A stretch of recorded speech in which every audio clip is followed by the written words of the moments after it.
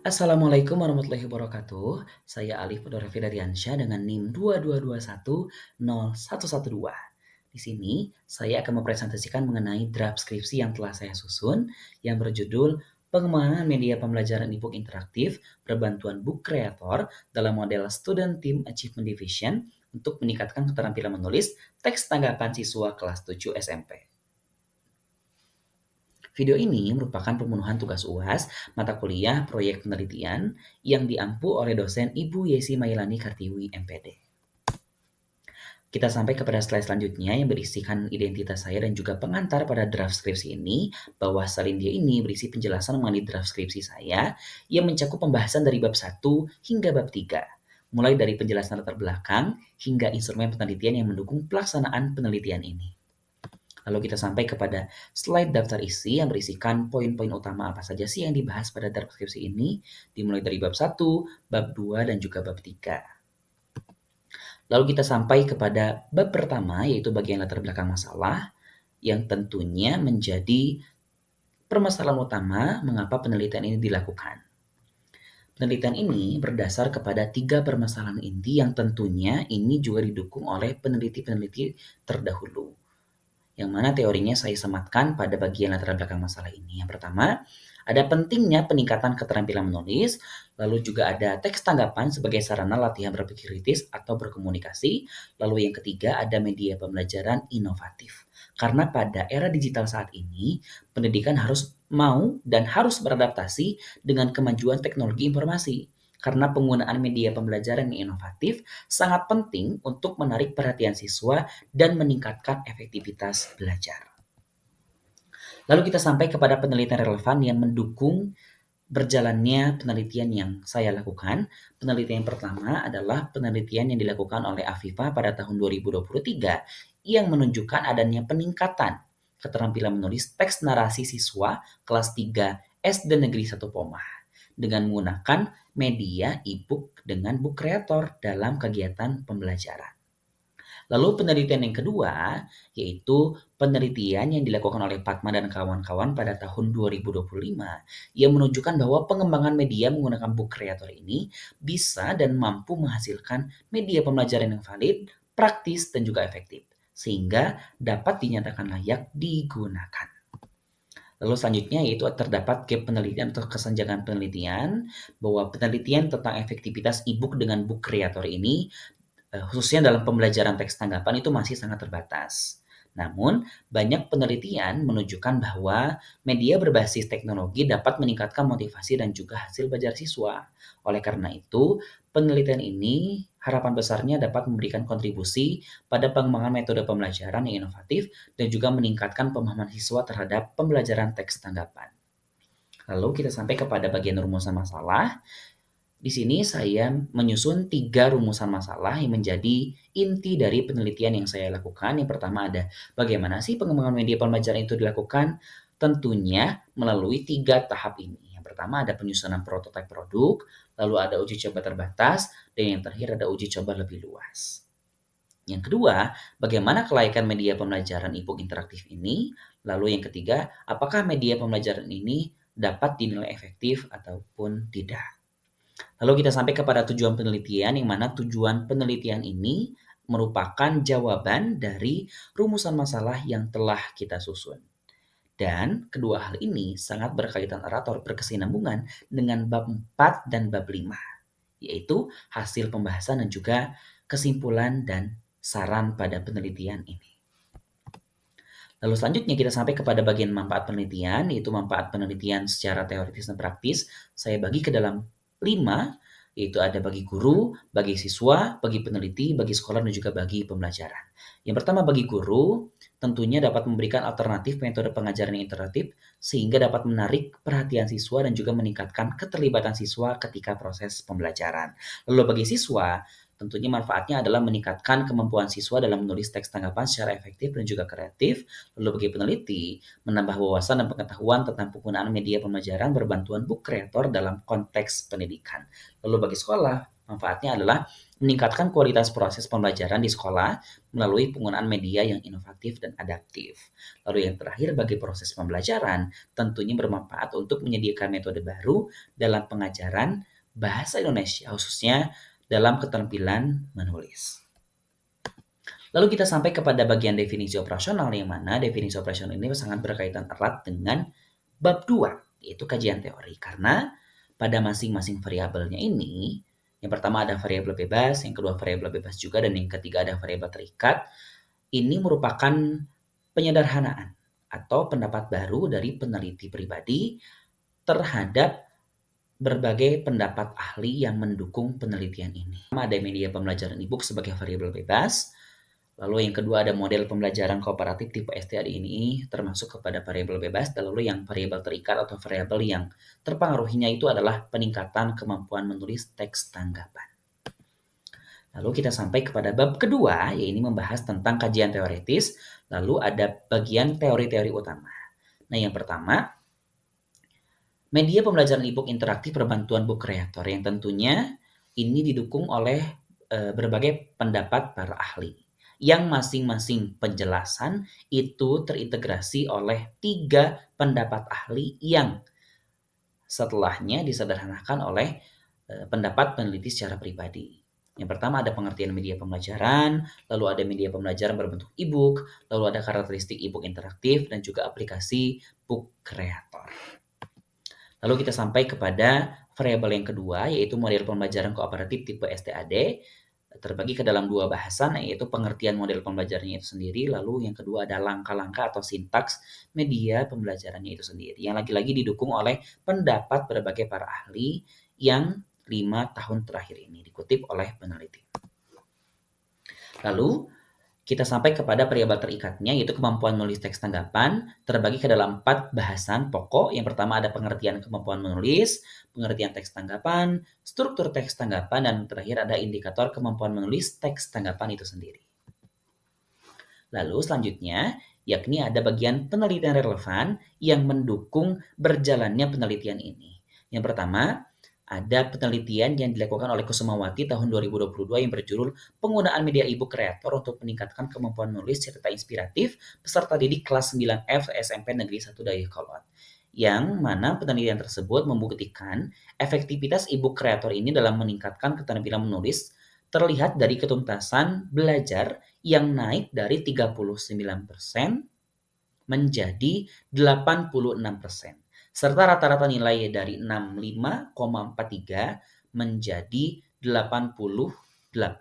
Dengan demikian, e-book creator ini layak disebut sebagai media pembelajaran yang berhasil signifikan meningkatkan hasil belajar siswa. Lalu, hal ini juga relevan dengan adanya hasil penelitian dari Patman dan kawan-kawan pada tahun 2025 yang menunjukkan bahwa tingkat keefektifan sebesar 81,3% yang termasuk dalam kategori efektif berdasarkan interpretasi score and gain. Media ini telah dinyatakan valid oleh 3 validator ahli, memperoleh respon yang sangat praktis dari guru dan peserta didik, serta terbukti meningkatkan hasil belajar siswa. Yang mana dengan demikian, media pembelajaran yang dikembangkan menggunakan book creator ini dapat disimpulkan sebagai media yang valid, praktis, dan juga efektif, serta layak digunakan dalam pembelajaran bahasa Indonesia di sekolah dasar. Lalu selanjutnya kita sampai kepada bagian kerangka berpikir. Kerangka berpikir dalam skripsi ini memiliki fungsi yang sangat penting karena menjadi peta logis yang menjelaskan alur penelitian dari masalah hingga solusi. Lalu, kerangka berpikir yang saya gunakan pada skripsi ini yang pertama ada judul penelitian, lalu ada masalah penelitian, lalu kelandasan teori, lalu ada kerangka konseptual yang inputnya yaitu ada rendahnya keterampilan menulis, lalu prosesnya itu adalah pengembangan media e-book interaktif yang diintegrasikan dengan model pembelajaran STAD, lalu outputnya adalah peningkatan keterampilan menulis itu sendiri. Lalu ada payung penelitian R&D yang mencakup 8 tahapan yang nanti akan dibahas pada bab selanjutnya di bab 3, dan juga yang terakhir ada indikator keberhasilan yang nantinya ada berkesinambungan dengan bab 4 dan juga bab 5. Lalu kita sampai kepada slide selanjutnya, yakni adalah desain penelitian atau payung penelitian yang saya gunakan pada penelitian ini, yaitu payung penelitian yang dikemukakan oleh Borg and Gall, yang mana ada 10 tahapan yang disederhanakan menjadi 8 tahapan saja. Yang pertama, ada potensi masalah. Pada tahap ini, penulis mengumpulkan data, potensi, dan masalah melalui kajian literatur dari penelitian sebelumnya. Tetapi, selain itu, peneliti juga terbantu dengan adanya lembar angket pra penelitian. Karena angket pra penelitian ini berfungsi sebagai instrumen awal untuk mengumpulkan data sebelum produk atau perlakuan penelitian dikembangkan dan juga diuji. Karena bagian potensi dan masalah ini akan ada kaitannya dengan pengumpulan data. Setelah potensi dan masalah ditemukan, lalu kita lanjut kepada pengumpulan data adalah mengumpulkan informasi dari hasil kajian literatur yang relevan untuk dijadikan dasar dalam perencanaan produk yang akan kita kembangkan. Karena selain itu, kita juga harus mengolah lembar angket pra penelitian yang telah diisi oleh siswa sehingga kita mampu mengembangkan media pembelajaran yang relevan sesuai dengan kemauan dan kebutuhan kondisi pembelajaran pada saat ini. Lalu kita sampai kepada tahap ketiga, yaitu ada desain produk, yang mana pada tahap ini merupakan representasi dari jenis produk yang diciptakan atau dikembangkan. Pada tahap ini, penulis atau peneliti nantinya akan menyertakan atau melampirkan draft produk secara rinci, mulai dari langkah penggunaan hingga proses penerapan di kegiatan pembelajaran.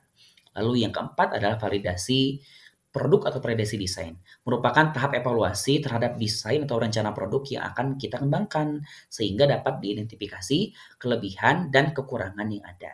Dan tentunya validasi desain ini dilakukan oleh 3 validator ahli. Yang pertama ada validator ahli media, validator ahli materi, dan juga validator praktisi dari guru bahasa Indonesia di sekolah terkait. Setelah desain produk divalidasi oleh para validator dan menerima berbagai masukan mengenai produk yang akan dikembangkan, langkah berikutnya adalah melakukan perbaikan atau revisi berdasarkan saran dari para ahli sebelumnya. Lalu, yang selanjutnya, tahap yang keenam adalah uji coba produk. Pada tahap ini, penulis menggunakan sampel terbatas untuk mengetahui atau untuk mengevaluasi efektivitas dan efisiensi media pembelajaran e-book berbantuan book creator ini. Lalu selanjutnya, di tahap revisi produk ini bertujuan untuk memperbaiki produk berdasarkan penggunaan yang telah diuji coba secara terbatas. Lalu yang terakhir, yaitu uji coba luas atau uji coba pemakaian. Karena setelah melakukan pengujian terbatas dan perbaikan, produk yang telah dikembangkan atau diuji dapat digunakan kembali pada lingkup atau kelompok yang lebih besar. Sehingga nantinya akan disimpulkan atau dihasilkan bahwa media pembelajaran yang kita kembangkan itu mampu dan berhasil meningkatkan keterampilan menulis teks tanggapan atau juga meningkatkan keterampilan siswa dalam memahami pembelajaran bahasa Indonesia. Selanjutnya, kita sampai kepada slide lokasi dan subjek penelitian. Lokasi penelitian yang akan saya ambil adalah bertempat di SMP Pasundan 3 Cimahi yang terletak di Jalan Terusan nomor 32, Cimahi, Kecamatan Cimahi Tengah, Kota Cimahi, Provinsi Jawa Barat. Lalu subjek penelitiannya adalah siswa kelas 7 SMP Pasundan 3 Cimahi. Lalu ada teknik pengumpulan data. Di bagian teknik pengumpulan data ini terdapat 2 jenis teknik yang digunakan oleh peneliti, yaitu teknik non-tes dan juga tes. Yaitu ada 3. Yang pertama ada observasi, yang tentunya masuk ke dalam kategori non-tes. Observasi ini berfungsi sebagai untuk mengetahui tanggapan peserta didik selama mengikuti proses pembelajaran dengan menggunakan media pembelajaran yang kita kembangkan. Lalu yang kedua ada lembar angket, yang tentunya ini masuk kepada kategori non-tes, berupa sejumlah pertanyaan yang tertulis yang nantinya diberikan kepada siswa untuk mengetahui responnya terkait penggunaan media pembelajaran yang kita terapkan pada proses pembelajaran. Lalu selanjutnya ada pretest dan posttest yang sudah barang tentu masuk ke dalam kategori tes. Dan tes ini berfungsi sebagai alat ukur yang dirancang oleh guru untuk menilai pemahaman atau hasil belajar siswa terhadap materi yang telah diajarkan selama proses pembelajaran. Selanjutnya, kita sampai kepada tahap instrumen penelitian, bahwa instrumen penelitian ini adalah wujud dari teknik pengumpulan data atau lembarnya. Lalu apa saja sih yang akan kita gunakan selama penelitian berlangsung? Yang pertama ada tes, yaitu pretest, post-test, dan juga rubrik penilaian. Lalu di bagian non-test yaitu ada lembar observasi, lembar validasi, dan tentunya ada modul ajar, dan juga lembar angket. Dan yang terakhir, yaitu ada teknik pengolahan data. Pengolahan data berdasarkan data yang telah diperoleh melalui instrumen untuk menjawab rumusan masalah pada penelitian ini terdiri dari dua jenis pengolahan data, yaitu ada pengolahan data kualitatif dan juga pengolahan data kuantitatif. Yang pertama, pengolahan data kualitatif berupa observasi dan juga lembar validasi yang diolah secara kualitatif deskriptif.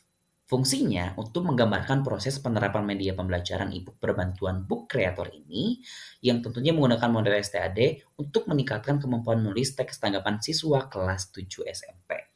Lalu, yang kedua ada pengolahan data secara kuantitatif, mana hasil yang diperoleh dari pretest dan posttest yang diberikan pada siswa ketika penelitian berlangsung itu untuk mengukur efektivitas penerapan media pembelajaran e-book berbantuan Book Creator ini.